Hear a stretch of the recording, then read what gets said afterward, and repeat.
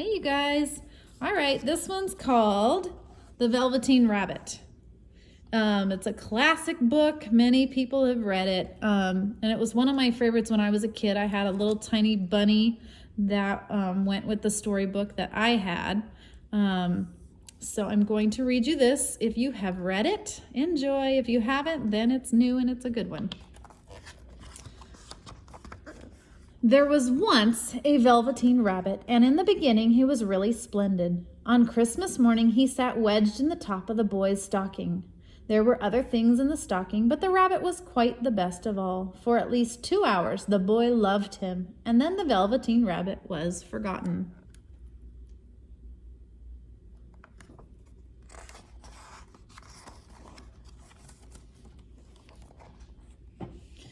For a long time, the rabbit lived in the toy cupboard or on the nursery floor. He was naturally shy, and being only made of velveteen, some of the more expensive toys quite snubbed him. Even Timothy, the jointed wooden lion, put on airs. The only person who was kind to him was the skin horse. The skin horse was old and wise, and he knew all about being real. "What is real?" asked the rabbit one day. "Does it mean having things that buzz inside you and a stick-out handle?" "Real isn't how you are made," said the skin horse. "When a child loves you for a long, long time, not just to play with, but really loves you, then you become real."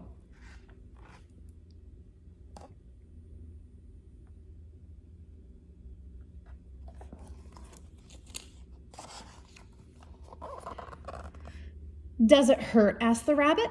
"Sometimes," said the skin horse. "When you are real, you don't mind being hurt." "Does it happen all at once?" he asked, "like being wound up?" "Oh, it doesn't happen all at once," said the skin horse. "By the time you are real, most of your hair has been loved off, and you get very shabby. But once you are real, you can't become unreal again. It lasts for always." The rabbit sighed. He thought it would be a long time before this magic called real happened to him.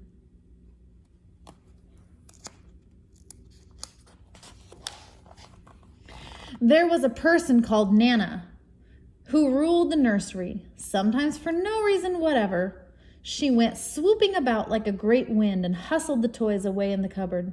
She called this tidying up. One evening when the boy was going to bed, he couldn't find the china dog that always slept with him. "Here," Nana said, "take your old bunny." And she dragged the rabbit out by one ear and put him into the boy's arms. That night, and for many nights after, the Velveteen Rabbit slept in the boy's bed. Soon he grew to like it, for the boy made nice tunnels for him under the bedclothes that he said were like the burrow the real rabbits lived in. When the boy dropped off to sleep, the rabbit would snuggle close all night long.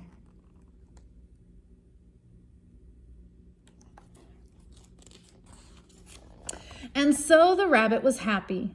So happy that he never noticed how his fur was getting shabbier and all the pink had rubbed off his nose where the boy had kissed him. Spring came, and wherever the boy went, the rabbit went too. Once the rabbit was left out on the lawn, and Nana had to look for him because the boy couldn't go to sleep unless he was there. "Fancy all that fuss for a toy," she said.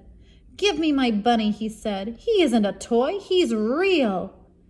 When the little rabbit heard that, he knew the nursery magic had happened to him. He was real.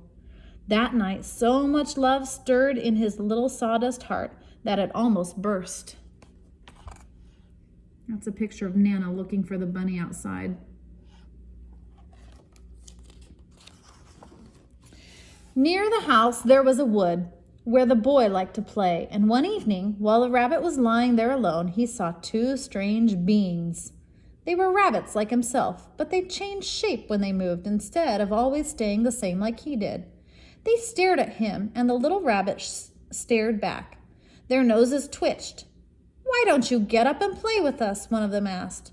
"I don't feel like it," said the rabbit. "Ho!" said the furry rabbit, and he gave a big hop sideways. "I don't believe you can." "I can," said the little rabbit.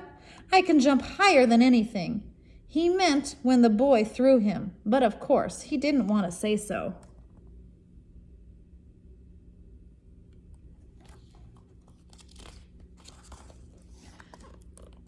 Can you hop on your hind legs?" asked the furry rabbit. That was a dreadful question, for the Velveteen Rabbit had no hind legs at all. He sat still and hoped that the rabbit wouldn't notice. But the rabbit looked. "He hasn't got any hind legs," he called out. "I have," cried the little rabbit. "I'm sitting on them." "Oh, then stretch them out and show me like this," said the wild rabbit, and he began to whirl around and dance. "I don't like dancing," the little rabbit said, but all the while he was longing to dance.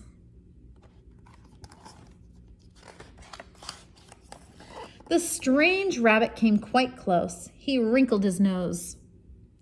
"He doesn't smell right," he exclaimed. "He isn't a rabbit at all. He isn't real." "I am real," said the little rabbit. "The boy said so." And he nearly began to cry. Just then the boy ran near them, and with a flash of white tails, the two strange rabbits disappeared. "Oh, do come back and play with me," called the little rabbit. "I know I'm real." But there was no answer.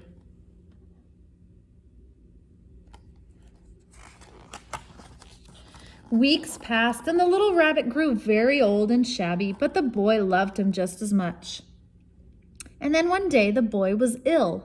Strange people came and went in the nursery. Through it all, the little rabbit lay there and never stirred, afraid that someone might take him away. He knew that the boy needed him. Presently the fever turned, and the boy got better. One day they let him get up and dress. He was going to the seaside. "Hurrah!" thought the little rabbit, for he wanted to see the big waves and the tiny crabs and the sand castles.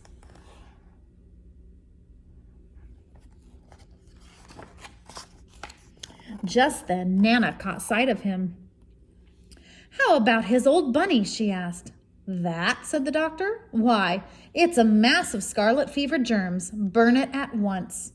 And so the little rabbit was put into a sack and carried out to the end of the garden.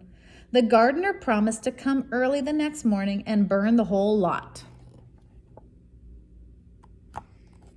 So those of you who don't know, scarlet fever was a really bad sickness a long time ago.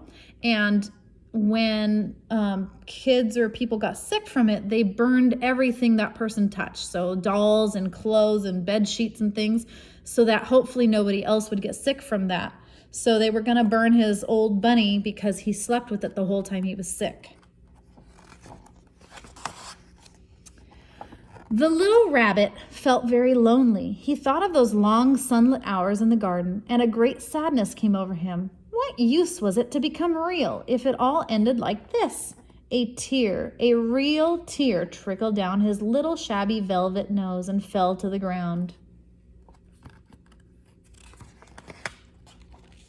And then a strange thing happened, for where the tear had fallen, a flower grew out of the ground, and out of it there stepped a fairy. "Little rabbit," she said, "don't you know who I am?" The rabbit looked up at her, and it seemed to him that he had seen her face before. "I am the nursery magic fairy," she said. "I take care of all the playthings that the children have loved. I turn them into real." "Wasn't I real before?" asked the little rabbit.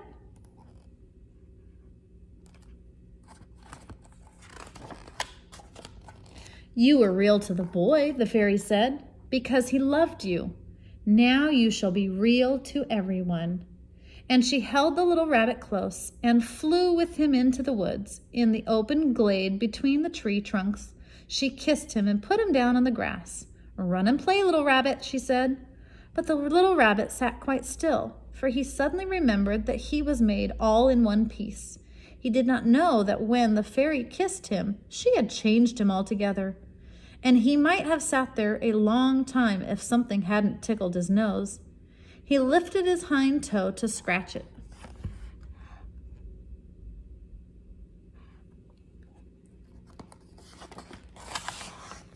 He actually had hind legs. He gave one leap, and the joy of using those hind legs was so great that he went springing about the turf. He was a real rabbit at last.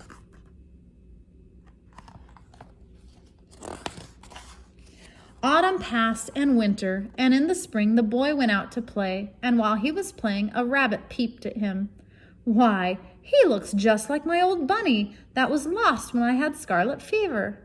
But he never knew that it really was his old bunny, come back to look at the child who had first helped him be real.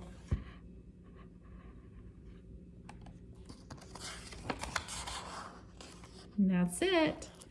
So,